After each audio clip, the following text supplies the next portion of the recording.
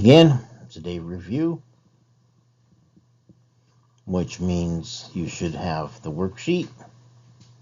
Please complete the worksheet before you go through the answers. Some of you may decide to complete the entire worksheet and then check all the answers. Or if you'd like, do question number 1 and then check it. And then do question number 2 and then check it. And then do number 3, etc. And then the good news is if you get really stuck on a question, instead of just giving up, you can also watch the video and see where you should be. We had a review for the previous lesson. You'll notice that this review worksheet is very, very, very similar to the previous worksheet. And you should find that when you take the test, that these worksheets are very similar to the test. Obviously, we're looking at the concepts in geometry that we need to learn, and also some of the algebra skills thrown in there.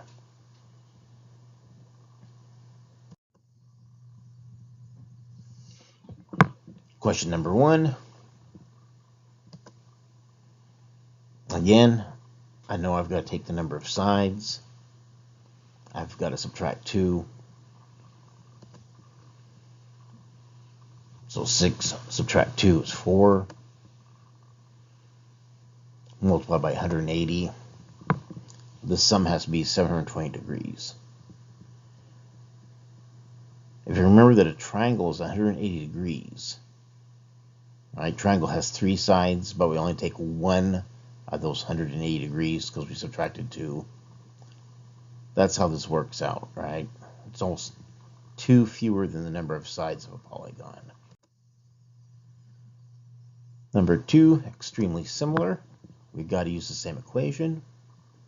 But instead of plugging in the number n, we don't know the number of sides. We plug in the 1,620 degrees for the sum of the interior angles. Again, you could multiply with the distributive property here if you wanted to, and then solve for n. I prefer to just divide each side by 180 degrees.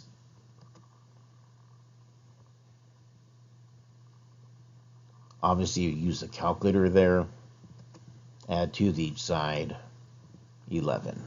This polygon would have 11 sides.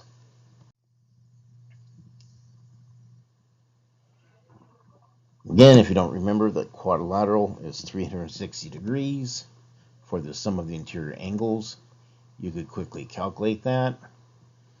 My hunch is you probably remember for 4 sides it's 360. Substitute in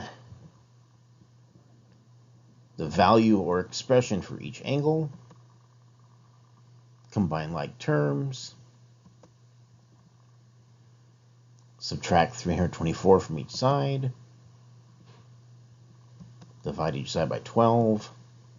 I get a value of 3.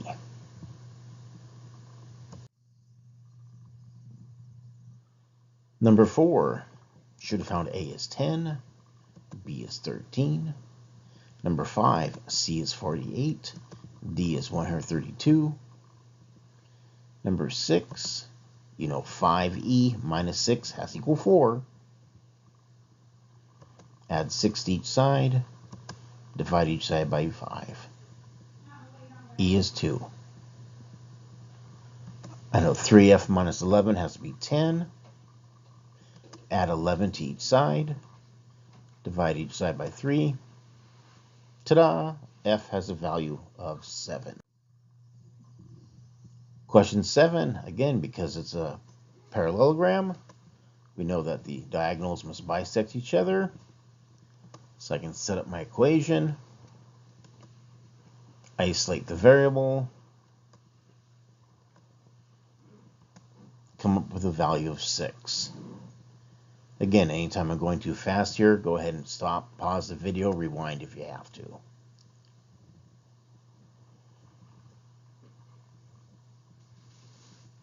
Of course, there's a second variable we have to find. We also have to find h. So I know 6h minus 1 has to have a value of 5h minus 3. I decided to put the 6h minus 1 on the left-hand side because I kind of like having my variable end up on the left-hand side. If you prefer to start with the 5h plus 3 on the left-hand side, you may have done that. Age is 4. You should be noticing that this is extremely similar to yesterday's worksheet and extremely similar to yesterday's video. Again, the consecutive angles must add up to 180 degrees. So the 7x plus 125 plus 4x has to be 180. Combine like terms. Subtract 125. Divide by 11. X is 5. Because it's a parallelogram, I know opposite angles have to be congruent. Therefore, they have to be equal in measure. And so I can make this comparison. Since x is 5, I can do that substitution. And now it's just like being back in first year algebra.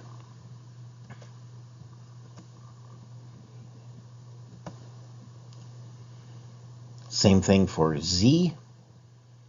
I know opposite angles are congruent. Therefore, they have equal measurement. So 11z minus 2 must be equal to 4x.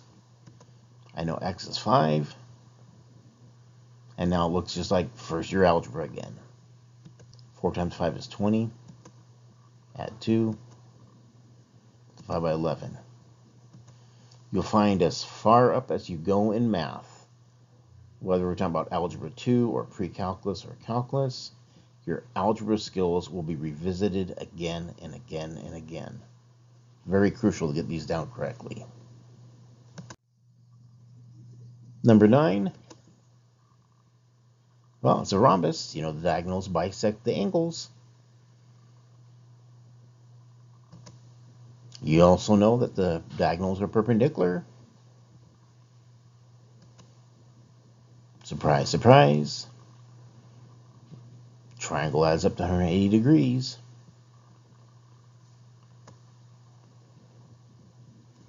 Make your substitutions. Solve the equation. Of course, in a rectangle, we know that diagonals are congruent. Therefore, the measurements are equal. Set up your equation. Then go ahead and solve it. Oh, wait, I need the length of the diagonals, not just the value of x. So if the length BU is 9x plus 6, I got to substitute 1 for x and discover that the length of that diagonal is 15. Gee, I wonder what the other value is going to be. Let's find out. Of course, it better be identical because we've got a rectangle and we know the diagonals need to be congruent. So it better turn out to be 15. Sure enough, it does. Great way of checking answers, though, right? Instead of just asking you to find the variable, I ask you to find the length of diagonals. And it just kind of reinforces, because you were basically checking to make sure you found x correctly.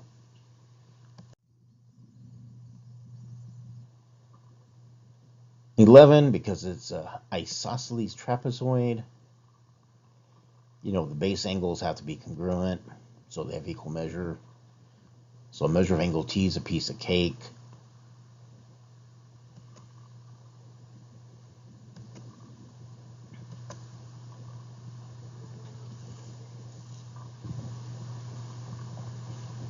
And then it's just a little bit slower to get the measurement of angle B and then measure of angle A. Number 12, mid-segment has to be the average of the bases. So if I want the mid-segment MN, I know that I just take the 31, the 23, add those together, divide by 2, So the average length of the bases is 27. That's the length of the mid-segment. 13, same initial setup. I know the length of the mid-segment is the average of the bases. But mn has kind of a peculiar value. It has a value of 3x plus 2. I need to substitute that in there. Now let's figure out the average of the two bases. 6 plus 46 is 52. Divide by 2, I get 26. Subtract 2 from each side. Divide by 3. Ta-da! X has a value of 8.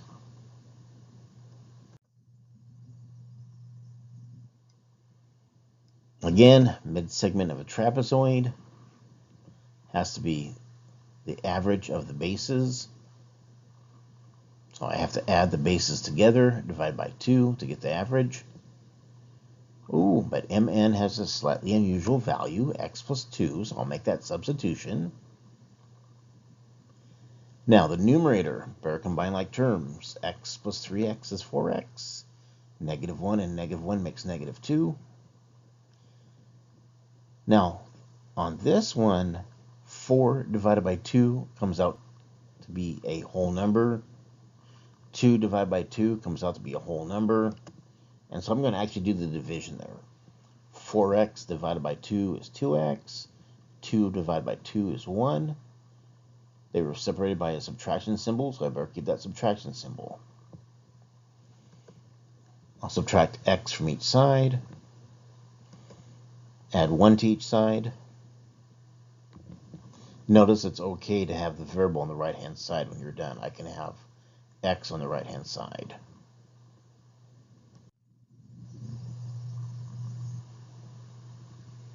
Again, with a kite, I know the 4 angles must add up to 360 degrees.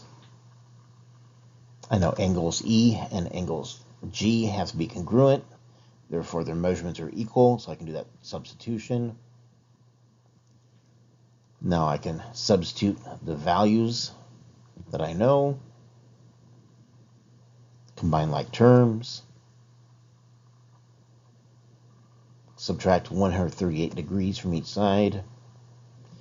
Divide each side by 2. And I get 111 degrees for angle G. Number 16, very similar. Oh my goodness. What a crazy barrier. It's a parade of cows again. We must be getting close to the sunset. Cows are coming home. 4 angles must add up to 360 degrees because it is a quadrilateral. Again, measure of angle G can be substituted for measure of angle E. That only works with that one pair of angles in the kite. Obviously, the 152 degrees is not the same as 90 degrees. Right? Only angles E and G have that property where they're congruent. Combine like terms.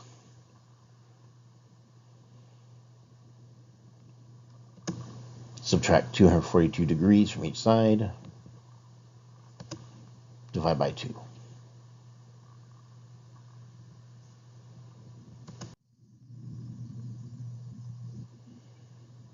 Pythagorean theorem.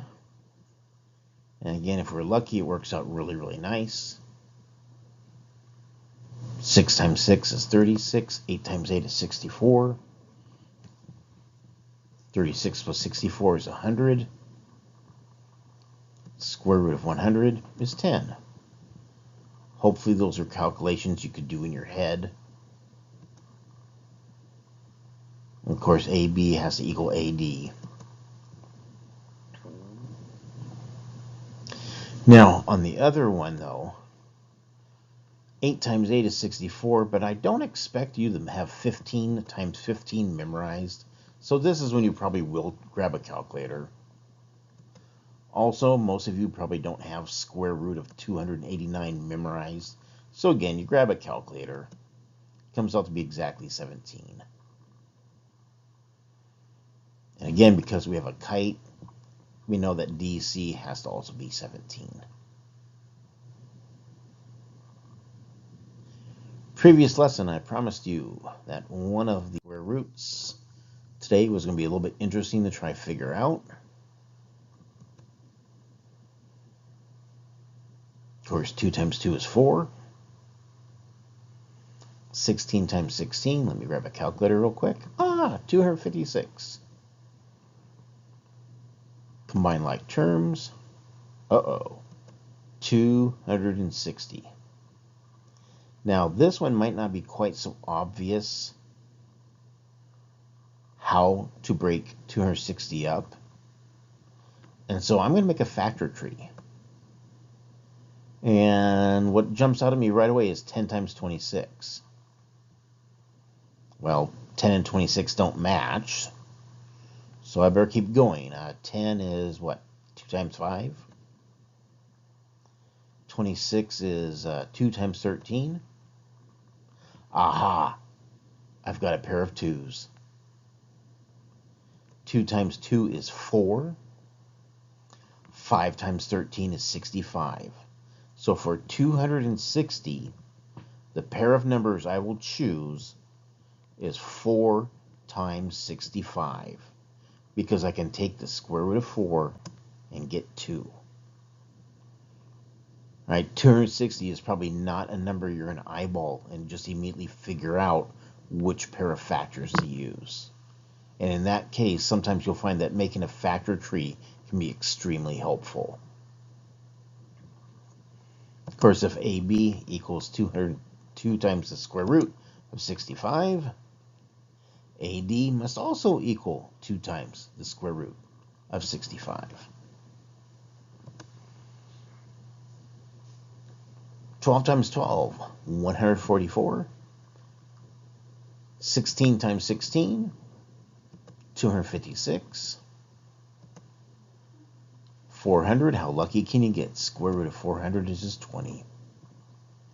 And of course, if BC equals 20, DC must also equal, come on guys, get your act together. 22 followed by 0. Guys are in the wrong order. Oh, and also, we better have a different sunset today, right? We had a beautiful sunset with a cow yesterday. And so to mix things up, instead of taking a sunset of a cow from North America, I thought maybe we'd take one from south of the equator. So I think this is in Australia, down under there. So different sunset that we're going to ride off into, right? Of course, it looks upside down because this one, I believe, is from Australia.